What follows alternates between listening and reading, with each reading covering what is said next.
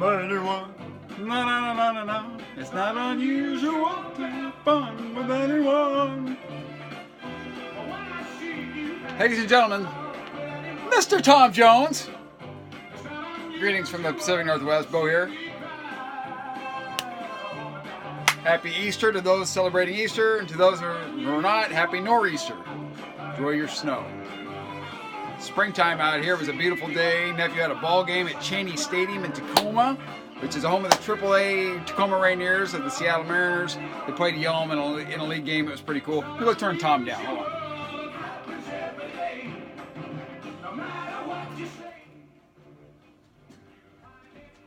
There. That's a more tolerable level. I don't even know if you could hear it the first time. I just thought that would be kind of a corny intro. Is this thing on? I'll be here all week. Anyhow, so they had a game yesterday. They beat Yelm. Badly umpired game. Those guys were not good.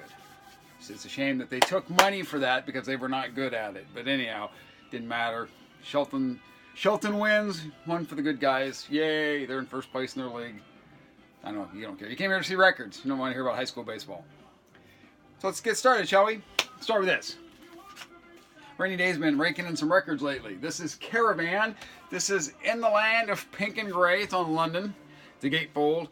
Now that you're thinking to yourself, hey, you're on all the time about how you don't like prog, and there's a line between psych and prog. And the funny thing is, because their other album that I have, Caravan, is considered to be more psychedelic and less prog-like than this one. And that one I didn't care for that much.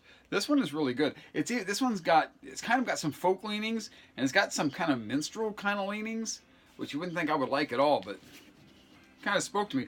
I like this record a lot. Like I said, I like it better than their other one that I have. And for those that care about labels, just a London stereo. You've seen it all 1,005 times, I'm sure. This next record, this is kind of interestingly weird. This is The Wizard of Oz and Other Trans-Love Trips by the West Coast Workshop. I was given this extremely cheaply, because this is not, I guess, an easy record to find, but it has a noticeable warp in the first track.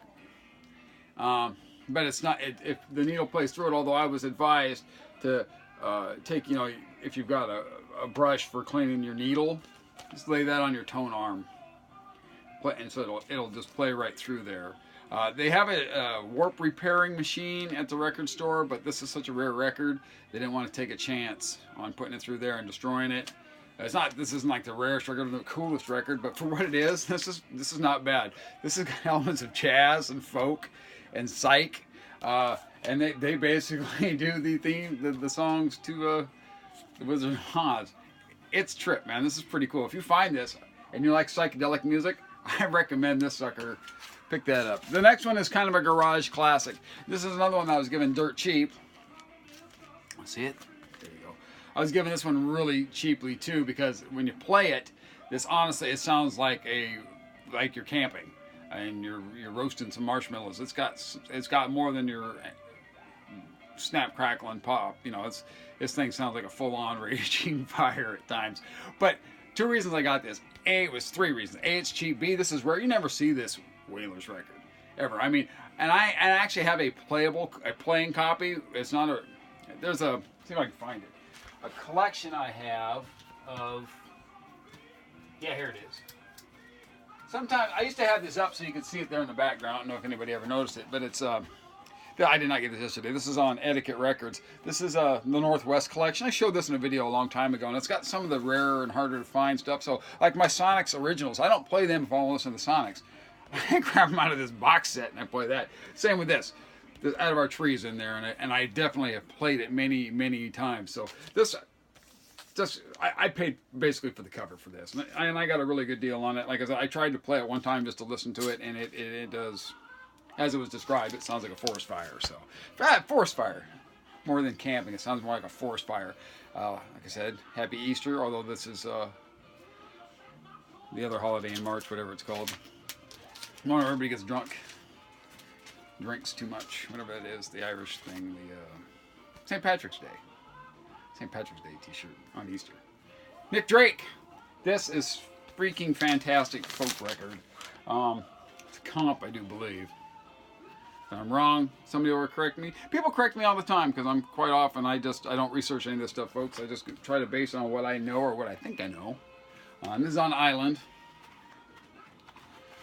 So there's the Island label. I don't have a lot of stuff on Island. And I need to correct that because there's a lot of good stuff on here. But anyhow, this is some really fantastic. If you're a fan of folk music, get yourself some Nick Drake. It's really good.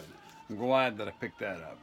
Last but not least, not the British group, but the American group, The Smoke. This is also not.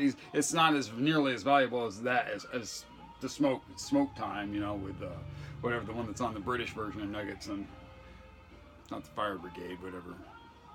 I'd have to sit down and think about it. I'm not going to do it, folks. I'm not going to sit here and waste your time trying to think of stuff. And this is on Sidewalk label. And this is pretty cool.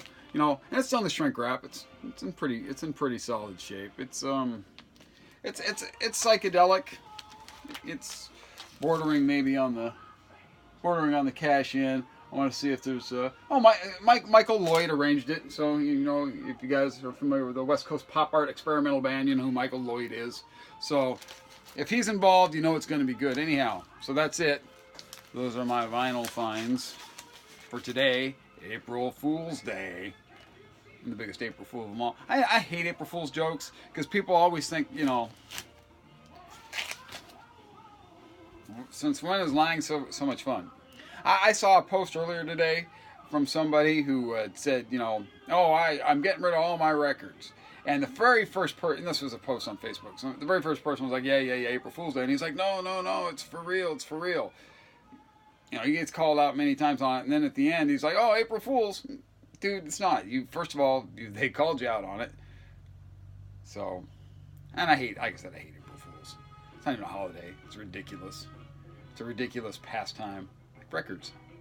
And my humor. Hey, pass your time by watching Have Gun Will Travel. It's on today, Pacific time. There's 3 episodes on. I always miss the first one. I think it's on at 12:30 for Wagon Train. But then from 3 to 4 Pacific time on H&I. Watch it. Watch Paladin. See you later. Bye.